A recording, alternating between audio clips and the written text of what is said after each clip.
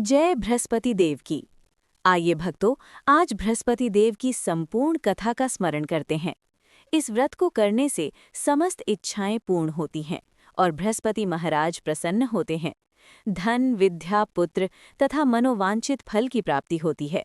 परिवार में सुख तथा शांति रहती है। इसलिए ये व्रत सर्वश्रेष्ठ और अति फलदायक है। इस व्रत में केले का पूजन ही करें। कथा और पूजन के समय मन, कर्म और वचन से शुद्ध होकर मनोकामना पूर्ति के लिए बृहस्पति देव से प्रार्थना करनी चाहिए। दिन में एक समय ही भोजन करें। भोजन चने की दाल आदि का करें। नमक न खाएं। पीले वस्त्र पहनें। पीले फलों का प्रयोग करें। पीले चंदन से पूजन करें।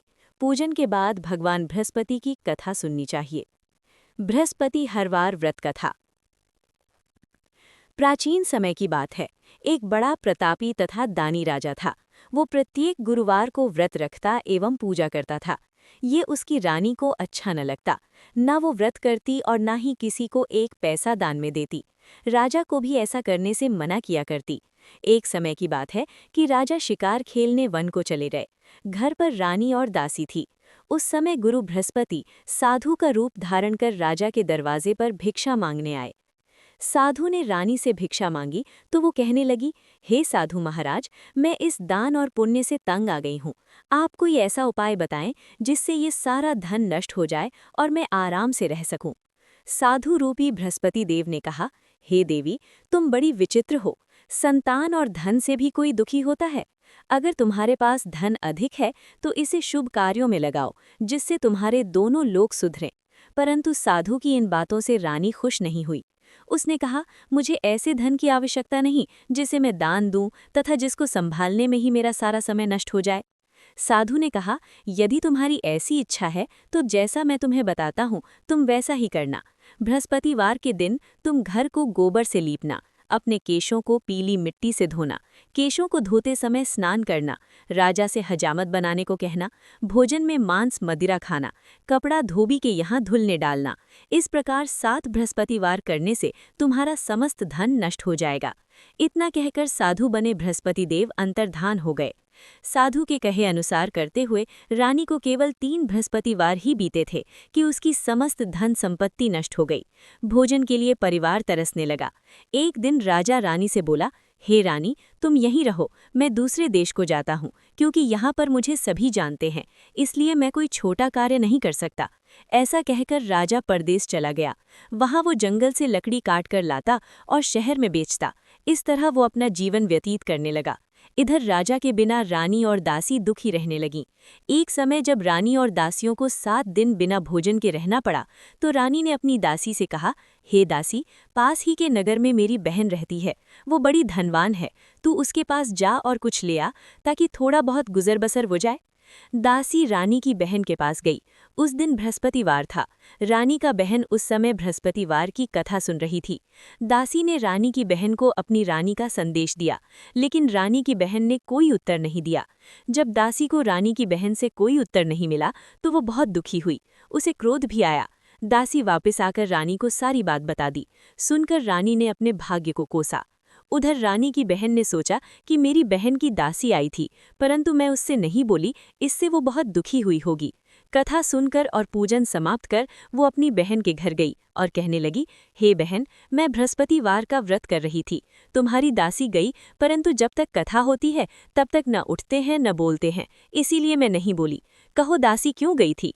रानी बोली, बहन, हमारे घर अनाज नहीं था। ऐसा कहते कहते रानी की आंखें भर आईं। उसने दासियों समेत भूखा रहने की बात भी अपनी बहन को बता दी। रानी की बहन बोली, बहन देखो, बृहस्पति देव भगवान सबकी मनोकामना पूर्ण करते हैं। देखो, शायद तुम्हारे घर में अनाज रखा हो। ये सुनकर दासी घर के अंदर गई तो वहां उसे एक घड़ा अनाज का भरा मिल गया। उसे बड़ी हैरानी हुई, क्योंकि उसने एक एक बर्तन देख लिया था। उसने बाहर आकर रानी को बताया। दासी रानी से कहने लगी, हे रानी, जब हमको भोजन नहीं मिलता तो हम व्रत ही तो करते हैं, इसलिए क्यों ना इनसे व्रत और कथा की विधि पूछ ली जाए, हम भी व्रत किया करेंगे। दासी के कहने पर रानी ने अपनी बहन से बृहस्पतिवार व्रत के बारे में पूछा। उसकी बहन ने बताया, बृहस्पतिवार के व्रत में चने की दाल और मुनक्का से विष्णु भगवान का केले की जड़ में पूजन करें तथा दीपक जलाएं, पीला भोजन करें तथा कथा सुने। इससे गुरु भगवान प्रसन्न होते हैं मनोकामना पूर्ण करते हैं। व्रत और पूजन की विधि बताकर रानी की बहन अपने घर लौट आई। रानी और दासी दोनों ने निश्चय किया कि बृहस्पति देव भगवान का पूजन जरूर करेंगे। 7 रोज बाद जब बृहस्पतिवार आया तो उन्होंने व्रत रखा। घुड़साल में जाकर चना और गुड़ बीन लाईं तथा उसकी दाल से केले की जड़ तथा विष्णु भगवान का पूजन किया। अब पीला भोजन कहाँ से आए? दोनों बड़ी दुखी हुईं, परंतु उन्होंने व्रत किया था, इसलिए बृहस्पति देव भगवान प्रसन्न थे। एक साधारण व्यक्ति के रूप में वे 2 थालों में सुंदर पीला भोजन लेकर आए और दासी को देकर बोले, हे दासी, ये भोजन तुम्हारे लिए और तुम्हारी रानी के लिए है, इसे तुम दोनों ग्रहण करना। दासी भोजन पाकर बहुत प्रसन्न हुई। उसने रानी को सारी बात बताई। उसके बाद से वे प्रत्येक बृहस्पतिवार को गुरु भगवान का व्रत और पूजन करने लगी। बृहस्पति भगवान की कृपा से उनके पास धन हो गया, परंतु रानी फिर पहले की तरह आलस्य करने लगी। तब दासी बोली, देखो रानी, तुम पहले भी इस प्रकार आलस्य करती थीं, तुम्हें धन के रखने में कष्ट होता था, इस कारण सभी धन नष्ट हो गए। अब गुरु भगवान की कृपा से धन मिला है तो फिर तुम्हें आलस्य होता है। बड़ी मुसीबतों के बाद हमने ये धन पाया है, इसलिए हमें दान पुण्य करना चाहिए। अब तुम भूखे मनुष्यों को भोजन कराओ, प्याव लगवाओ, ब्राह्मणों को दान दो, कुआं तालाब बावड़ी आदि का निर्माण कराओ, मंदिर पाठशाला बनवाकर ज्ञान दान दो, कुंवारी कन्याओं का विवाह करवाओ, अर्थात धन को शुभ कार्यों में खर्च करो, जिससे तुम्हारे कुल का यश बढ़े तथा स्वर्ग प्राप्त हो और पितर प्रसन्न हो। दासी की बात मानकर रानी शुभ कर्म करने लगी, उसका यश फैलने लगा। एक दिन रानी और दासी आपस में विचार करने लगी कि न जाने राजा किस दशा में होंगे, उनकी कोई खोज खबर भी नहीं है। उन्होंने श्रद्धापूर्वक गुरु अर्थात बृहस्पति भगवान से प्रार्थना की कि राजा जहाँ कहीं भी हों शीघ्र वापस आ जाएं। उधर राजा परदेश में बहुत दुखी रहने लगा। वो प्रतिदिन जंगल से लकड़ी बीनकर शहर में बेचकर अपने दुखी जीवन को बड़ी कठिनता से व्यतीत करता।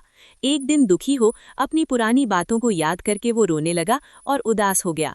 उसी समय राजा के पास बृहस्पति देव साधु के वेश में आकर बोले, हे लकड़हारे, तुम इस सुनसान जंगल में किस चिंता में बैठे हो, मुझे बतलाओ। ये सुन राजा के नेत्रों में जल भर आया। साधु की वंदना कर राजा ने अपनी संपूर्ण कहानी सुना दी। महात्मा दयालु होते हैं। वे राजा से बोले, हे राजा, तुम्हारी पत्नी ने बृहस्पति देव के प्रति अपराध किया था, जिसके कारण तुम्हारी ये दशा हुई है। अब तुम चिंता मत करो, भगवान तुम्हें पहले से अधिक धन देंगे। देखो, तुम्हारी पत्नी ने बृहस्पतिवार का व्रत प्रारंभ कर दिया है।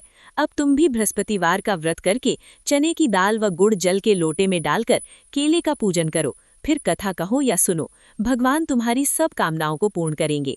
साधु की बात सुनकर राजा बोला, हे प्रभु, लकड़ी बेचकर तो इतना पैसा भी नहीं बचता जिससे भोजन के उपरांत कुछ बचा सकूं। मैंने रात्रि में अपनी पत्नी को व्याकुल देखा है, मेरे पास कोई साधन नहीं जिससे उसका समाचार जान सकूं। फिर मैं कौन सी कहानी कहूं, ये भी मुझको मालूम नहीं है। साधु ने कहा, हे राजा, मन में बृहस्पति भगवान के पूजन व्रत का निश्चय करो, वे स्वयं तुम्हारे लिए कोई राह बना देंगे।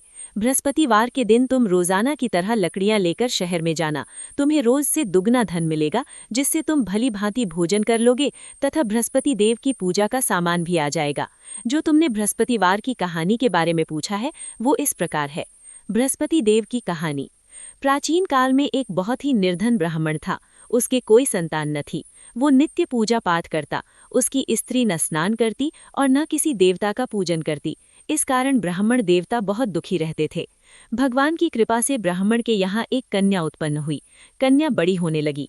प्रातः स्नान करके भगवान विष्णु का जप करती, बृहस्पतिवार का व्रत भी करने लगी। पूजा पाठ समाप्त कर पाठशाला जाती तो अपनी मुट्ठी में जौ भर के ले जाती और पाठशाला के मार्ग में डालती जाती। लौटते समय वही जौ सोने के हो जाते तो उनको बीन कर घर ले आती। एक दिन वो कन्या सूप में सोने के जौ को फटक कर साफ कर रही थी कि तभी उसकी माँ ने देख लिया और कहा कि हे बेटी, सोने के जौ को फटकने के लिए सोने का सूप भी तो होना चाहिए। दूसरे दिन गुरुवार था। कन्या ने व्रत रखा और बृहस्पति देव से सोने का सूप देने की प्रार्थना की। बृहस्पति देव ने उसकी प्रार्थना स्वीकार कर ली। रोजाना की तरह वो कन्या जौ फैलाती हुई पाठशाला चली गई। पाठशाला से लौटकर जब वो जौ बीन रही थी तो बृहस्पति देव की कृपा से उसे सोने का सूप मिला। उसे वो घर ले आई और उससे जौ साफ करने लगी, परंतु उसकी माँ का वही ढंग रहा। एक दिन की बात है, कन्या सोने के सूप में जब जौ साफ कर रही थी उस समय उस नगर का राजकुमार वहां से निकला। कन्या के रूप और कार्य को देखकर वो उस पर मोहित हो गया। राजमहल आकर वो भोजन तथा जल त्याग कर उदास होकर लेट गया। राजा को जब राजकुमार द्वारा अन्न जल त्यागने का समाचार ज्ञात हुआ तो अपने मंत्रियों के साथ वो अपने पुत्र के पास गया और कारण पूछा। राजकुमार ने राजा को उस लड़की के घर का पता भी बता दिया। मंत्री उस लड़की के घर गया। मंत्री ने ब्राह्मण के समक्ष राजा की ओर से निवेदन किया। कुछ ही दिन बाद ब्राह्मण की कन्या का विवाह राजकुमार के साथ संपन्न हो गया। कन्या के घर से जाते ही ब्राह्मण के घर में पहले की भांति गरीबी का निवास हो गया। एक दिन दुखी होकर ब्राह्मण अपनी पुत्री से मिलने गए। बेटी ने पिता की अवस्था को देखा और अपनी माँ का हाल पूछा। ब्राह्मण ने सभी हाल कह सुनाया। कन्या ने बहुत सा धन देकर अपने पिता को विदा कर दिया, लेकिन कुछ दिन बाद फिर वही हाल हो गया। ब्राह्मण फिर अपनी पुत्री के यहाँ गया और सभी हाल कहा तो पुत्री बोली, हे पिताजी, आप माताजी को यहाँ ले आओ, मैं उन्हें वो विधि बता दूंगी जिससे गरीबी दूर हो जाएगी।